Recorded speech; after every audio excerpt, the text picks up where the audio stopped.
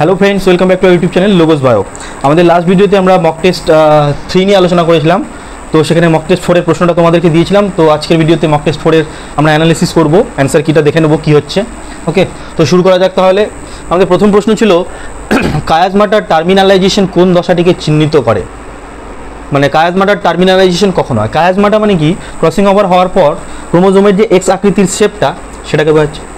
তো অপশনগুলো আছে diplotene stage, zygotene, pachytene, diakinesis. এগুলো সবই প্রোফেজ 1 এর স্টেজ, তাই না? তো আমরা যদি দেখি ডিপ্লোটিন ধরলাম, ডিপ্লোটিন দশায় আমাদের কায়াজমাটা কিন্তু শুরু হয়। ওকে, জাইগোটিনে আমার প্যাকাইটিনে আমার ক্রসিং ওভার হয়। জাইগোটিন দশায় যদি আমরা দেখি এইখানটায় আমার ক্রোমোজোমগুলো কনডেন্স হতে শুরু করে, ডিপ্লোটিন দশাতেও ক্রোমোজোমগুলো কনডেন্স হতে শুরু করে, এবং ডায়াকাইনেসিসের একদম শেষের দিকে কিন্তু কায়াজমাটার টার্মিনালাইজেশন হয়, অর্থাৎ কায়াজমাটা অবলুপ্ত হয়ে যায়, কায়াজমাটা আস্তে আস্তে আর দেখা যায় না, সেটাকে আমরা বলছি কায়াজমাটার টার্মিনালাইজেশন। তো আমাদের লাস্ট স্টেজ কোথায়, সেটা হচ্ছে ডায়াকাইনেসিস। ওকে, তো ডায়াকাইনেসিস হবে আমাদের right option for terminalisation of chiasmata. আর প্যাকাইটিন দশায় তো আমাদের ক্রসিং ওভার হয়, ডিপ্লোটিন দশায় আমার ক্রোমোজোমগুলো কনডেন্স হতে শুরু করে। ওকে, তো অপশন ডি হয়ে যাবে আমাদের উত্তর 1 নম্বরের জন্য। কোশ্চেন নম্বর 2, মিলারের পরীক্ষায় মিথেন, অ্যামোনিয়া, হাইড্রোজেন অনুপাত। এটা একবারই ইজি প্রশ্ন, সেটা হয়ে যাবে অপশন বি 2:2:1। নাও মনোজোমিক ট্রাইজোমি কাকে বলে? মনোজোমিক ট্রাইজোমি, মনোজোমি মানে কি বোঝায়? মনোজোমি মানে 1, 2n-1, এখানে ডিপ্লয়েড ছিল, একটা বাদ গেল, 1 হলো, এটা বলছে মনোজোমি। ট্রাইজোমি কি বলছে? ট্রাইজোমি বলছে 2n+1, ট্রিপ্লয়েড থাকবে, নর্মালের থেকে এটা 1 কম আর স্বাভাবিক ডিপ্লয়েডের থেকে 1 বেশি। কিন্তু এখানে আমাদের বলছে মনোজোমিক ট্রাইজোমি, আমাদের কি বলছে? মনোজোমিক ট্রাইজোমি। তো প্রথমে আগে আমরা মনোজোমিক করে নেব। তো আমরা প্রথমে কি করব, 2n-1 মনোজোমিক করে নিলাম, আবার ট্রাইজোমি করে দিলাম 1। এই অপশনটা হয়ে যাবে আমার মনোজোমিক ট্রাইজোমি। তো এটা কোথায় আছে? অপশন এ তে আছে, 2n-1+1। তো অপশন এ হয়ে যাবে আমাদের মনোজোমিক ট্রাইজোমি। আবার অপশন বিটা দেখো, 2n+1 ট্রাইজোমি, আবার একটা 1, টেট্রাজোমি হয়ে গেল। আচ্ছা, এইটা দেখো 2n-1 মনোজোমি, আবার -1 মানে কি নালিজোমি হয়ে গেল। আর ডি অপশনটা হয়ে গেল 2n-1 মানে মনোজোমি, শুধু মনোজোমি হলে পারে 2n-1, নালিজোমি হলে পারে 2n-1, টেট্রাজোমি হলে 2n+1+1, 2n-1+1, this is monosomic trisomy. Okay, আচ্ছা, নেক্সট বলছে আমাদের বীজে থাকা স্থায়ী নিউক্লিয়াসকে কি বলা হয়? বীজ বেসিক্যালি, বীজের মধ্যে আমার এন্ডোস্পার্ম থাকে, ট্রিপ্লয়েড নিউক্লিয়াস যেটা 3n।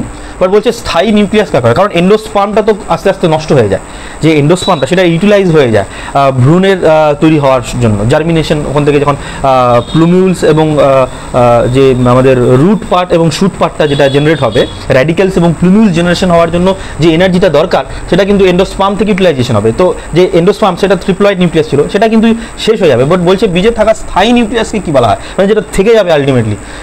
পেরিস্পার্ম, হাইলাম, টেগমেন, চালাজা। অ্যাকচুয়ালি আমাদের বীজ কোথা থেকে ডেভেলপ হয়? ওভিউলস থেকে। তো ওভিউলসের আমরা ওভিউলসের যদি স্ট্রাকচার করি, ওভিউলসের স্ট্রাকচারটা এইরকম ছিল। ওভিউলস তো অনেক রকমের ওভিউলস ছিল, অর্থোট্রোপাস, অ্যানাট্রোপাস, ক্যাম্পাইলোট্রোপাস, অনেক রকমের ওভিউল পাওয়া যায়। তো ওভিউলদের মধ্যে আমি ধরে নিলাম এটা একটা ওভিউল, যার এটা হচ্ছে পোর মাইক্রোপ্রাইল অঞ্চল, যেখান দিয়ে আমার যে পুং গ্যামেট বা পোলেন গ্রেন থেকে যে পুং গ্যামেট, মাইক্রো গ্যামেট, দুটো গ্যামেট থাকে, একটা মাইক্রো একটা ম্যাক্রো। তো যে পুং গ্যামেটটা প্রবেশ করবে এই জায়গাটাকে আমরা মাইক্রোপ্রাইল প্রান্ত বলি। তো মাইক্রোপ্রাইল প্রান্তের ঠিক উল্টো দিকটাকে আমরা বলি চালাজা প্রান্ত, এবং যেখান থেকে আমার এই অংশটা বেঁকে যাচ্ছে এটাকে আমরা বলছি হাইলাম। ওকে, তাহলে এটা হাইলাম হয়ে গেল, এটা আমার মাইক্রোপাইল অঞ্চল হয়ে গেল, এটা চালাজা। তাহলে চালাজা তো নিউক্লিয়াস হবে না, বাদ। আচ্ছা, হাইলামও হবে না, বাদ। পরে রইল পেরিস্পার্ম এবং টেগমেন। টেগমেন আমরা বীজের যে কোটিং থাকে সেটাকে টেগমেন বলে থাকি। তো আমাদের রাইট অপশন হয়ে যাবে পেরিস্পার্ম। ওকে, বীজের মধ্যে স্থায়ী নিউক্লিয়াস কি হয়ে যাবে? পেরিস্পার্ম। বীজের মধ্যে স্থায়ী নিউক্লিয়াস হয়ে যাবে পেরিস্পার্ম। আচ্ছা, নেক্সট প্রশ্ন বলছে সেন্ট্রিওলের প্রতিলিপিকরণ কোথায় ঘটে? সেন্ট্রিওল কোথায় আছে? ক্রোমোজোমের সেন্ট্রিওল কোনটাকে বলছি আমরা? ক্রোমোজোম সেন্ট্রোমিয়ার, তাই না? তো সেন্ট্রিওল কোন জায়গাটাকে বলছি আমরা? সরি,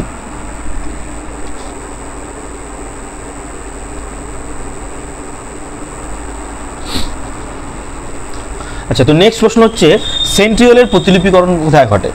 আমাদের যে ডিএনএ আছে, ডিএনএ প্রতিলিপিকরণ কোথায় ঘটে? এস ফেজে ঘটে। তো এস ফেজটা কার আন্ডারে পড়ে? ইন্টারফেজের মধ্যে পড়ে, G1, S, G2, বাকি তো আমার ক্যারিওকাইনেসিসের জন্য লাগে। তো আমাদের রাইট অপশন হয়ে যাবে ইন্টারফেজ দশা, সেন্ট্রিওলের প্রতিলিপিকরণ। আচ্ছা, সাইটোক্রোমে অবস্থিত খনিজ মৌলটি কী হবে? Manganese, copper, magnesium, iron. Cytochrome হচ্ছে আয়রন সালফার সেন্টার থাকে সেখানে, তো এখানে আয়রন হচ্ছে প্রধান খনিজ বস্তু, এটা হয়ে যাবে। নাও পত্ররন্ধ্র খোলায় সাহায্যকারী উৎসেচক, রুবিস্কো মোস্ট অ্যাবান্ডেন্ট এনজাইম, যেটা আমার C3 চক্র করতে সাহায্য করে। ওকে, যে আমাদের অন্ধকার দশা, সেই অন্ধকার দশা ঘটাতে সাহায্য করে, অ্যাজ ওয়েল অ্যাজ আমাদের ফটো রেসপিরেশন, সেটাতেও আমার রুবিস্কো লাগে। সাইটোক্রোম অক্সিডেজ আমার এটিপি তৈরির কাজে লাগে। পাইরুভিক কাইনেজ আমার গ্লাইকোলাইসিস প্রক্রিয়া লাগে। পরে হলো পেপ কার্বক্সিলেজ। তো এই পেপ কার্বক্সিলেজ হচ্ছে একটা গুরুত্বপূর্ণ এনজাইম, যেটা আমার পত্ররন্ধ্র খোলার কাজে লাগে।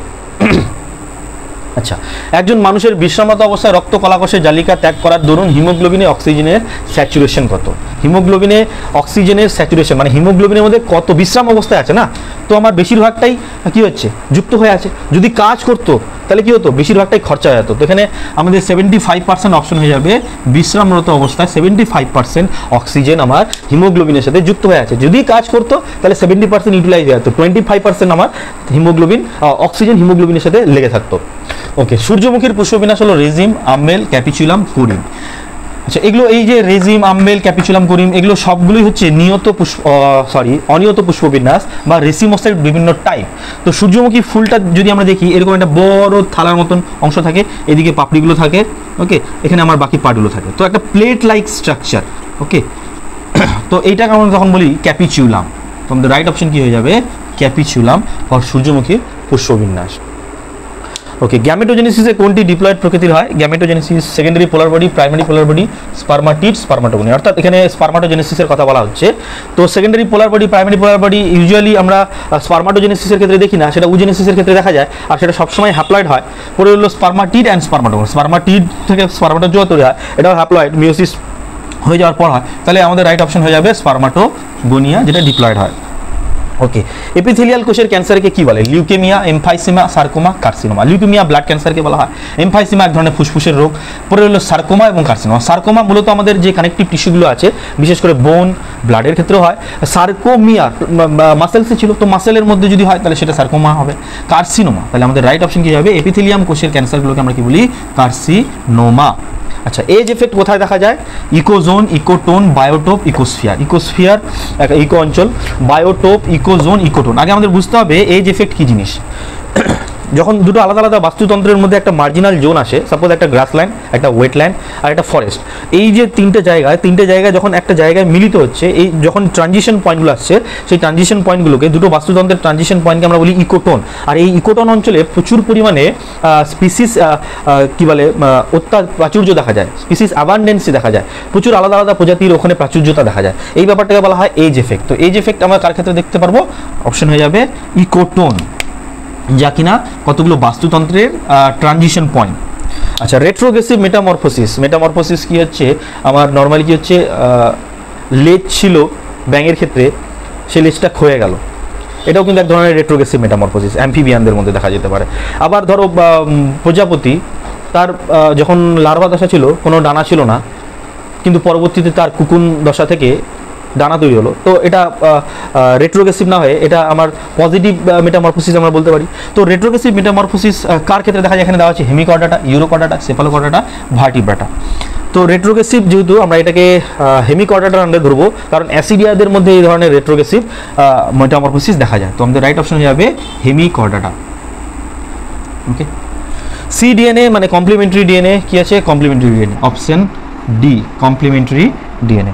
আলোক দশা নিচের কোন অণুগুলি উৎপন্ন হয়? এটিপি তৈরি হয়, ভালো কথা। NADPH2 ও তৈরি হয়, ভালো কথা।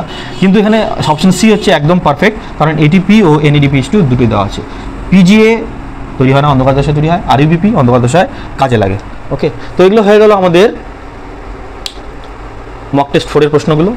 তো নেক্সট আমরা মক টেস্ট 5 এর প্রশ্নগুলো তোমাদেরকে প্রোভাইড করছি। তো মক টেস্ট 5 এর যে প্রশ্নটা, সেটা আমি রেডি করেছি, তো এটা আর ডিসকাস করছি না। এর যে পিডিএফটা, সেটা আমি ডেসক্রিপশন বক্সে তোমাদেরকে প্রোভাইড করে দিচ্ছি, তোমরা সেখান থেকে করো। নেক্সট ভিডিওতে আমি এর অ্যানালাইসিসটা করব।